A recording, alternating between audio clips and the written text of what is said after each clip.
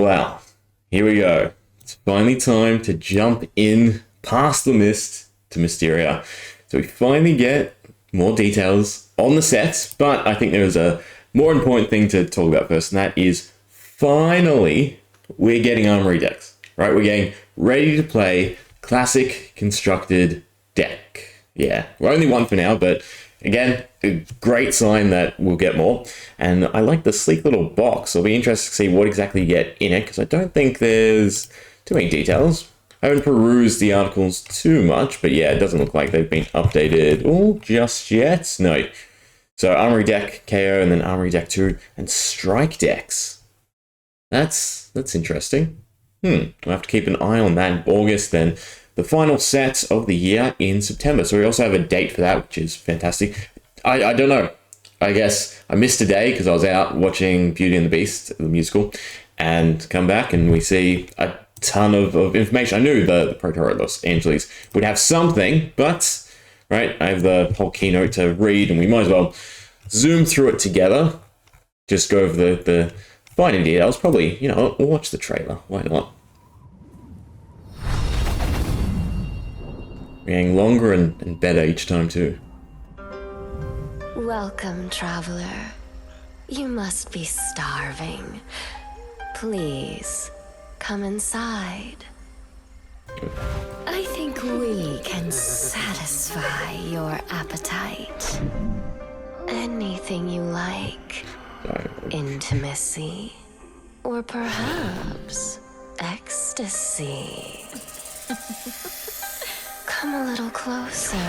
I won't bite. Tell me, what do you desire?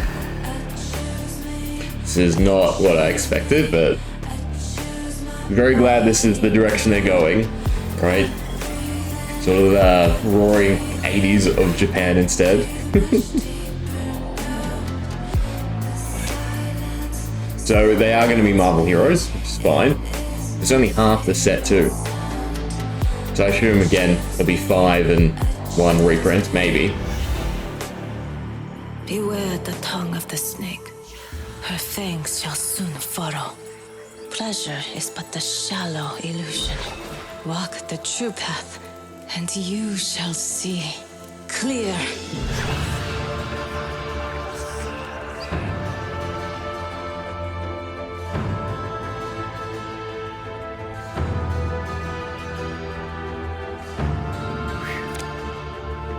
That's a very interesting ability. Those who seek may discover formless, perfect, the serene, unchanging infinite. Eternally present. Eternally boring. Why don't we play rough? Embrace the solitude. Embrace the sensation. It really makes me wonder what the Cliff 3 are going to be. Look at me. Just a breath. Just a taste. Enough! A tiger does not fall prey to the snake. The tiger walks its own path.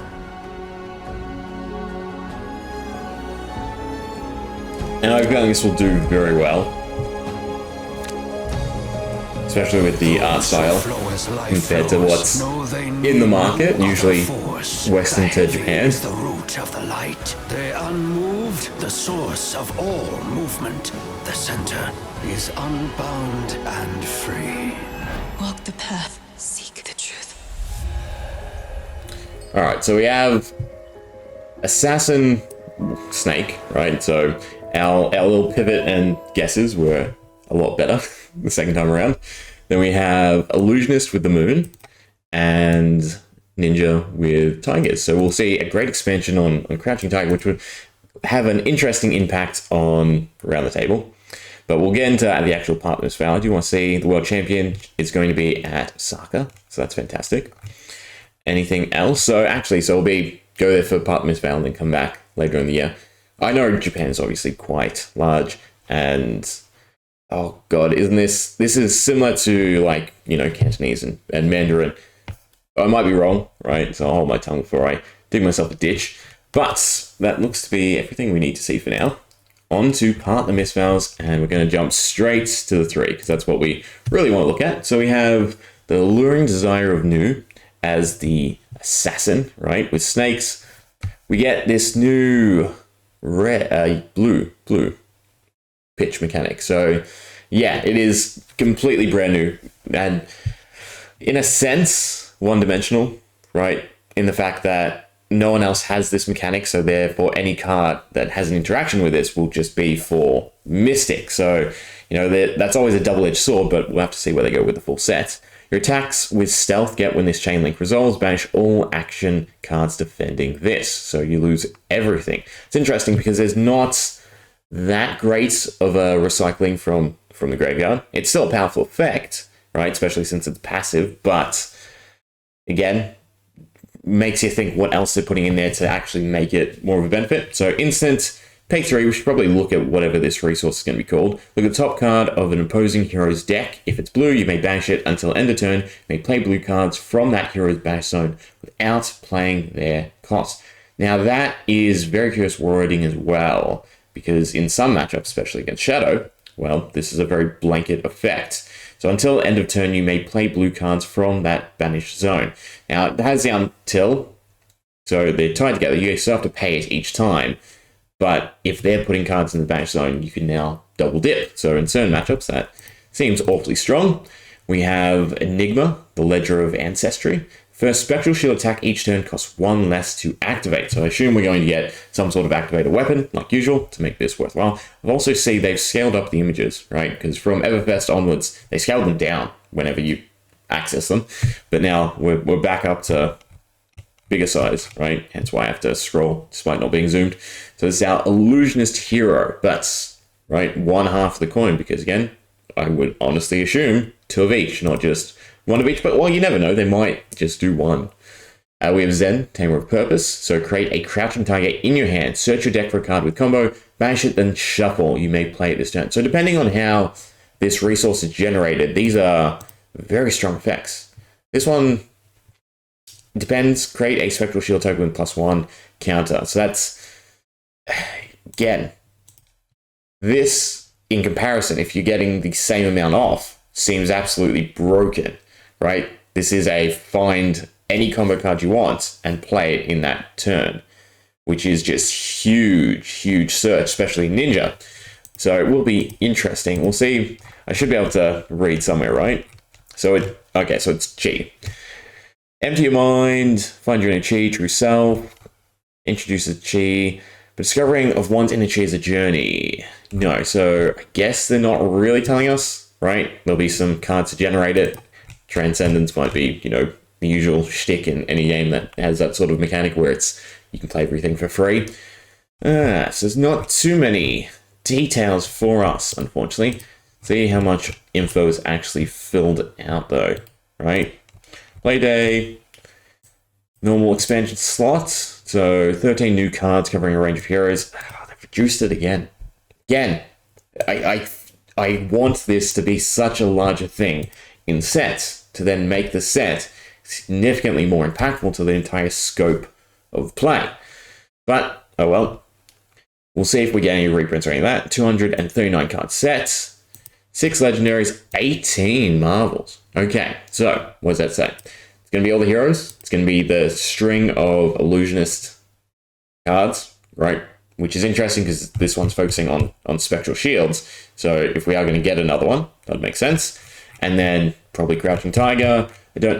Maybe something to go with Nu just to keep it balanced and fair. But, you know, again, they have general favoritism towards illusionist. So we'll have to see.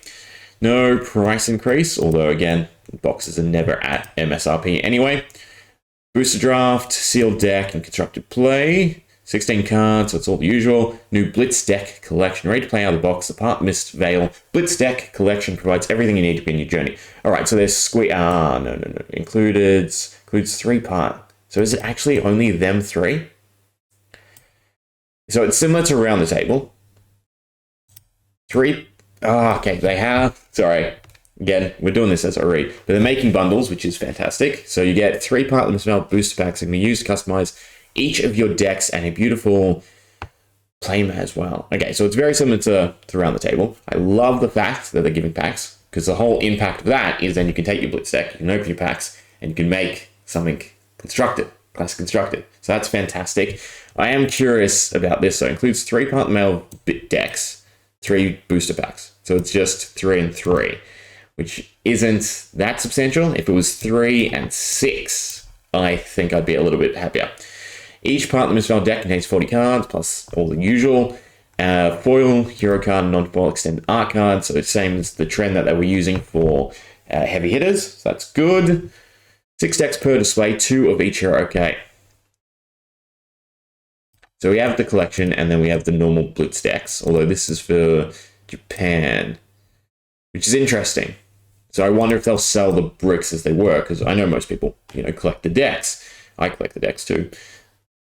So there is only 3 heroes in this. We're not revisiting anyone. We're not getting continuation of any of the characters that are from there. And this is our illusionist. Huh. Right, that's interesting. All right. This is the FAQ, and then we also had the product sheet. So we'll do that first. So the tour announcement, fantastic. The art, great. 1 Fable, 6 legendaries, corn foils. All the rates look to be the same, right? Expansion slot, yep. Some Marvel heroes. So we know that's 6 out of the 18, so that leaves 12.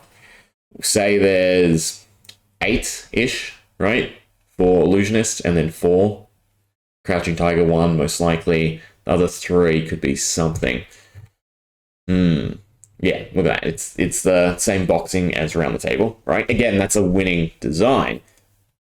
Could have probably snuck a 4th hero in there, right? Again, done a remake of Ira. Oh, wow. I know she's in Around the Table. Done a remake of who then? Uzari. Stuck it in there and had another Around the Table, right? Just that tiny little tweak. But then you do have the whole Mystic setup. Interesting. But, okay, as good as all this information is, I'm going to go to Fabtcg and I'll look through the cards. But so far, I'm not seeing any details on what Mystic is, aside from the fact that it's just a new resource generation system. So that's interesting. I will poke around, see if I can find any other worthwhile information. Okay, nothing I can really find. We just got, again, notions towards the new system with Chi. But here's my honest initial thoughts. This does not truly excite me. And the reason for that is thinking long-term past this set. There's only 3 heroes in it, right? The 3 heroes are tied to this new mechanic that is obviously soaked in Mistveil. We already have Draconic rotating out. We already have Elemental rotated out. This is just another rotational thing that will be fun while it exists, but either lost, too overpowered, too underpowered, or just, again, just never touched, because there's already a huge scope of the game to cycle around with due to the Living Legend system, right? We don't have a standard rotation, but that makes things a lot worse in the scope of this type of design, right? If it was 6 heroes, 2 for each, would have been a lot more excited, because there's a better chance they stay for longer. But again, with only 3, if any of them are busted, again, if the new Chi mechanic is busted, then they will just hit Living Legend. The cards will be taken out of play and just sit until they come back, till Alice decides to revisit this property. And again, with how they're handling Tales of Aria, and well, we'll see with Draconic, since I would assume that's a bit more favored, it's not overly exciting, right? Color scheme, the design, everything I'd seen made this, to me, more desirable than Heavy Hitters, which, not without trying, I haven't actually touched yet, right? Because I have not been able to get boxes through my traditional source. And this just had me thinking, well, I got a bunch of store credit trading in cards that I was going to buy boxes of heavy hitters. They didn't have the supply, so I'll just buy a ton of Mistveil when it comes out. And I'm rethinking that. Again, they're all just fun in a vacuum. And that vacuum lasts as long as it lasts, depending on rotation and everything like that. I mean, look at the new KO. He's going to get his own class constructed deck. So it's already a good deck in standard, or whatever we call standard, right? And then he's going to get a lot more support. Then he's going to rotate out. That product is shot, because although it's 4 class constructed, the game is so heavily predicated on competition that the Living Legend system to me just sorely underpins it. That's my honest thoughts. I love the design. The new mechanic is interesting. I have to see more about it. But 3 of a kind. Not so happy when, again, it's split between 3. Right? I understand they have to make the talent work. They have to make all these different design elements work. But this is the type of thing you strip down and you make it a lot more connected to the entirety of the game than what we're getting. We're getting expansions when that's not how the game's built. If there was no Living Legend system, if everything was always readily available and each set was balanced around the current meta at the time of its release, then sure. But they're not. They are just self-contained ideas that are fantastic, don't get me wrong. But then just are at odds, whether they sit above, sit below, everything that currently exists. But we're getting closer, right? We'll wait for more information. Again, I love the art. The trailer was super fun. Just have to wait and see what the actual mechanics are. Okay, before we end off, nothing on Fabtcg, so, well, I haven't checked everywhere, but with my best knowledge, no cards for further indication. We have the deck, again, just after the whole, hype and excitement of getting something we've wanted for so long, I then just think about it and we go, well, we're only getting 1, right? I mean, a Classics Battle, something would have been a bit better. And second arriving in July. So April, May, June, July. 2 months afterwards is when we get the next one. That seems slow, right? I don't understand why they wouldn't print a whole batch of them. Maybe they don't know if they'll do well. And then the strike decks as well.